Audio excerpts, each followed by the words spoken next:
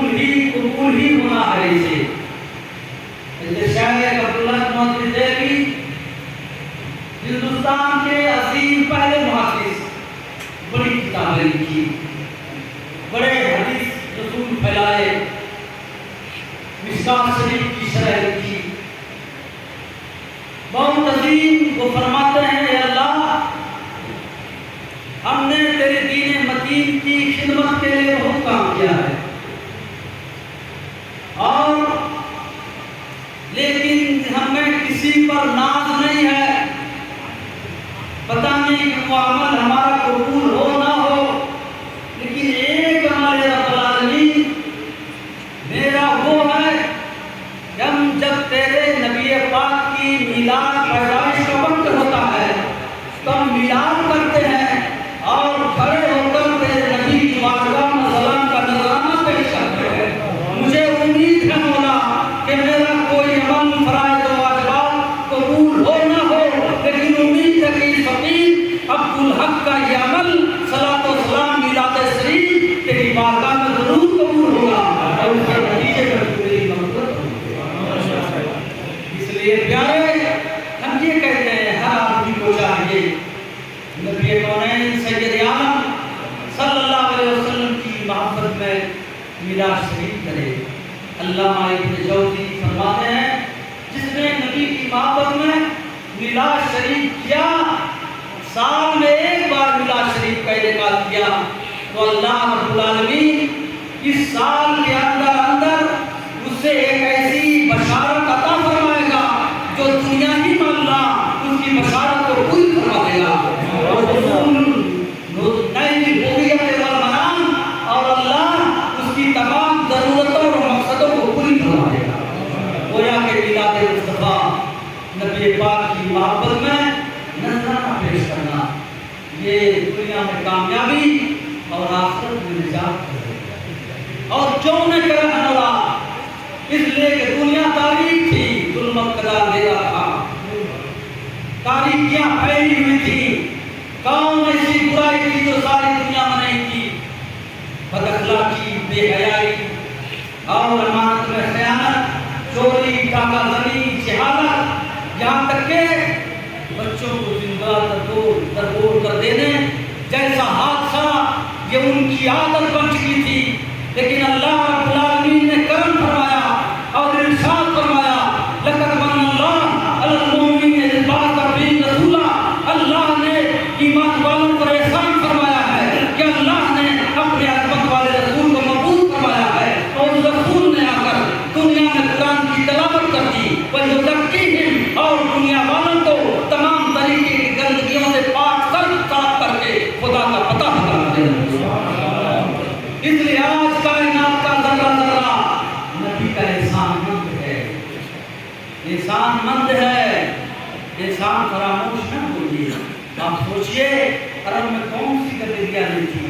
جہالت کا دورہ تھا، برائی تھی، بداخلاقی تھی، چوری تھی، ڈکیتی تھی، اور چھیننے جھپٹنے کا کی ان کی عادت تھی.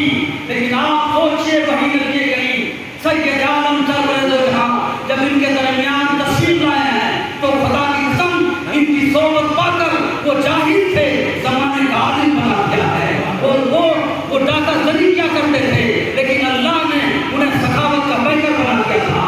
اللہ کے رسول نے سخاوت کا پیکر بنا دیا. وہ بے حیا تھے، وہ بے عزت تھے، اللہ کے نبی انہیں باعزت باحیا بنا دیا تھا. آپ سوچئے کہ کون لوگ ہیں کہ رسول اللہ کے صحابہ ہیں جنہوں نے نبی کی صحبت اختیار کی ہے، نبی کی صحبت میں رہے ہیں، نبی کو دیکھا ہے، نبی نے پاک کر دیا، نبی نے ستھرا بنا دیا، نبی نے ایسا پاکیزہ بنا دیا کہ اپنے بھوکے رہتے تھے، غیروں کو کھلایا کرتے تھے، اپنے وہ سب کر لیا کرتے تھے، غیروں پر اپنی دولتوں کو لٹا دیا کرتے تھے. کون نہیں جانتا کہ رسول اللہ کے قافلے مبتلا انصاری ہیں؟ بہت ہی مشہور واقعہ قرآن حکیم میں تفسیر میں بیان کیا گیا.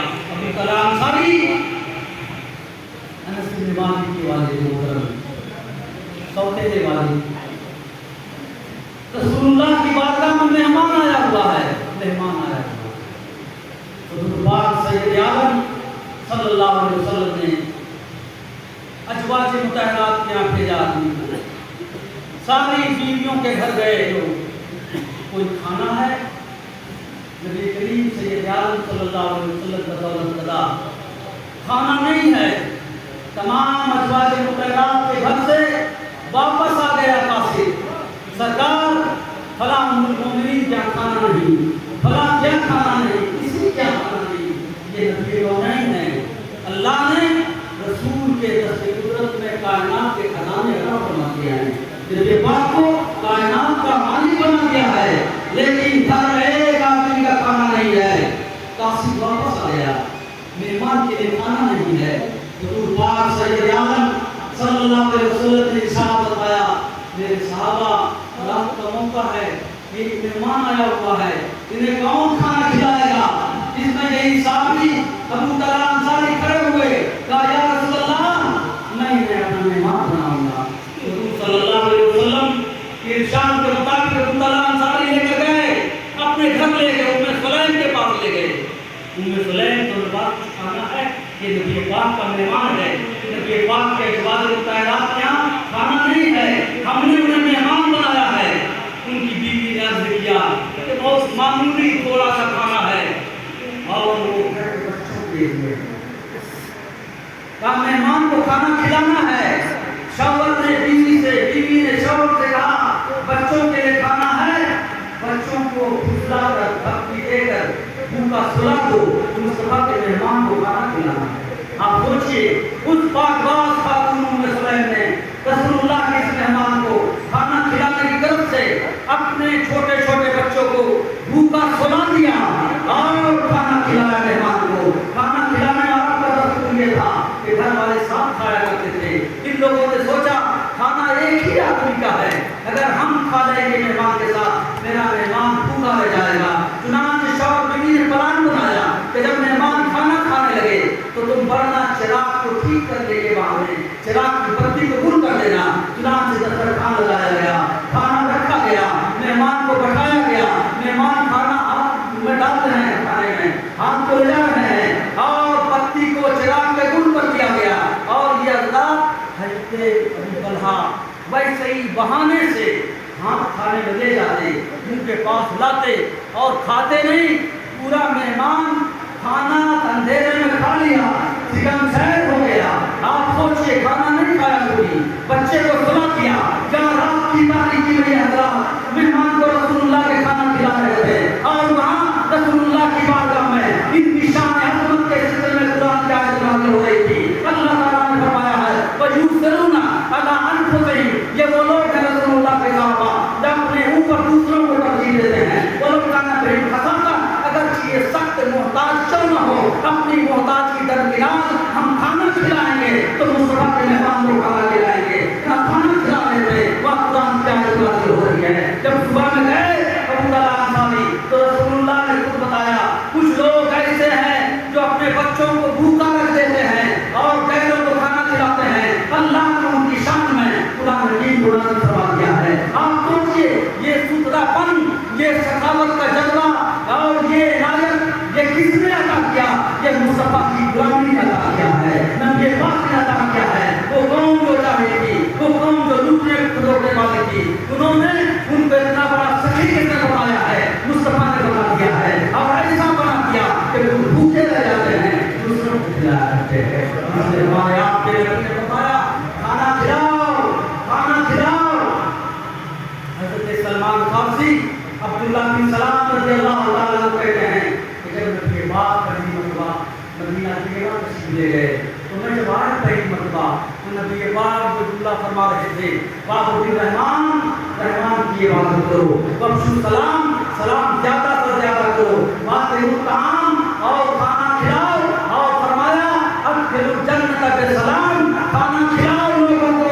تم کھانا کھلاؤ گے، سلام پھیلاؤ گے، اللہ کی عبادت کرو گے تو سلامتی کے ساتھ جنت میں داخل ہو جاؤ گے. آپ پتہ لگاؤ تمام لوگوں کو کھانا کھلانے کا یہ مقام و مرتبہ ہے تو جس نے نبی کے نام پر کھانا کھلایا، جس نے نبی رسول کا احترام کیا، ان کے اندر گھر میں، ان کی دولت میں، ان کی اولاد میں، ان کی نسلوں میں، ان کے دین میں، ان کی آخرت میں اس قدر برکت ہوگی. یہ ام سلیم ہے. یہ ایک اور واقعہ ہم بتاتے ہیں صحیح البخاری شریف کے حوالے سے. آپ سوچئے انہوں نے نبی پاک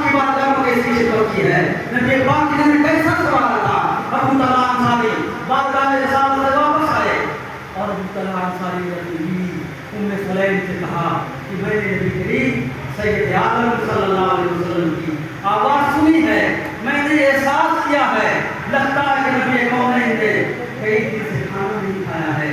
اے ام سلیم تمہارے پاس کچھ ہے؟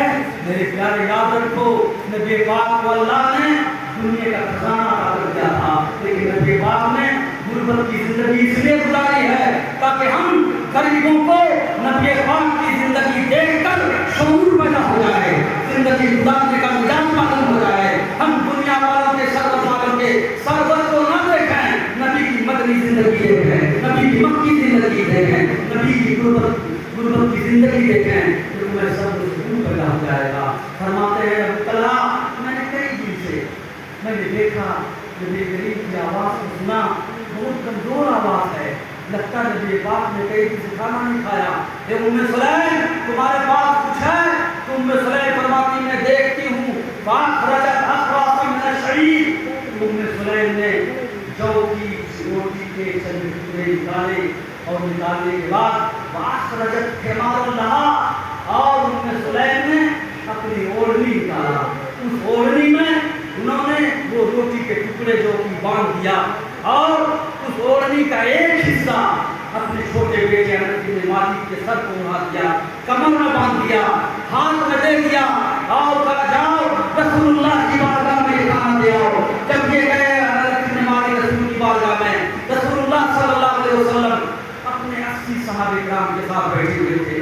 حضور پاک سید عالم صلی اللہ علیہ وسلم نے جو ہی انس بن مالک کو دیکھا تو فرمایا ارسلک ابو طلحہ، کیا تمہیں ابو طلحہ نے بھیجا ہے؟ کہاں یا رسول اللہ ابو طلحہ نے بھیجا ہے۔ فرمایا کیا انہوں نے کھانا لے کر بھیجا ہے؟ کہاں کھانا لے کر بھیجا ہے؟ اس کے بعد حضور نے فرمایا چلو ابو طلحہ کے گھر چلو، چلو ابو طلحہ کے گھر چلو۔ روٹی بھیجا تھا مسجد میں، نبی کونین نے مسجد میں نہیں کھایا بلکہ حضور کے گھر کھل گئے تاکہ دنیا سمجھ جائے کہ نبی کی بارگاہ میں اگر کھانے کا نذرانہ پیش کرو گے تو نبی پاک خود بخود تمہارے گھر میں تشریف لے آئیں گے، نبی پاک تمہیں نواز کریں گے، نبی پاک تمہیں عطا کر دیں گے۔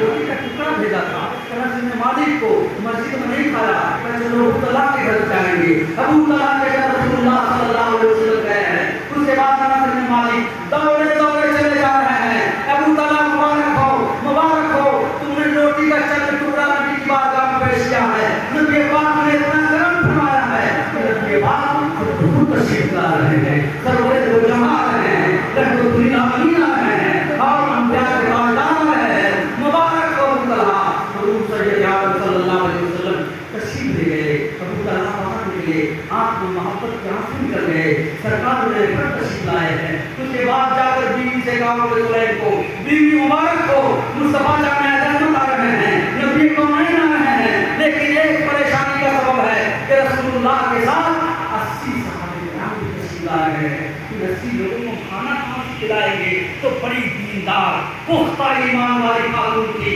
انہوں نے کہا میرے سرتاج سلامت ابو طلحہ تم کیوں پریشان ہوتے ہو؟ کیا 80 لوگوں کو تم نے بلایا ہے؟ کیا ہم نے نہیں بلایا ہے؟ کیا کس نے بلایا ہے؟ کیا مصطفیٰ جان احمد نے بلایا ہے؟ کیا جس نے بلایا ہے وہ فکر کریں گے، تمہیں فکر کرنے کی کیا ضرورت ہے؟ بخاری کے الفاظ سنیے، ام سلیم نے کہا تھا اللہ عالم و رسولہ، مصطفیٰ جانے اور خدا جانے، خدا کا مصطفیٰ جانے، جس نے بلایا ہے وہ کھانے کا انتظام بھی کرے گی۔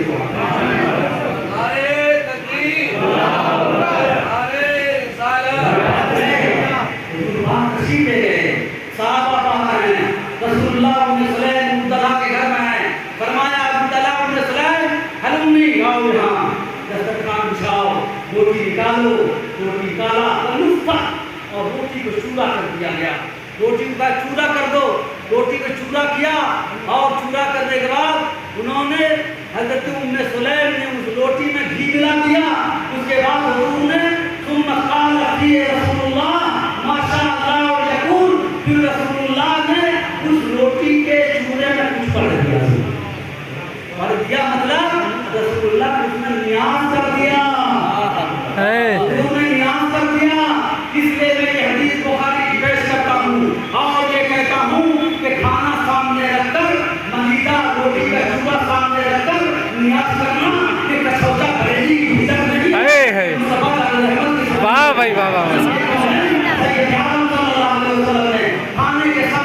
کر کر اس کا کچھ پڑھا ہے، اور پڑھنے کے بعد حضور نے فرمایا کہ 10 کو بلاؤ، 10 کو بلاؤ، 10 لوگوں کو بلایا. اس کے بعد فرمایا حضور نے سم اللہ کا نام لو، بسم اللہ پڑھو اور کھاؤ.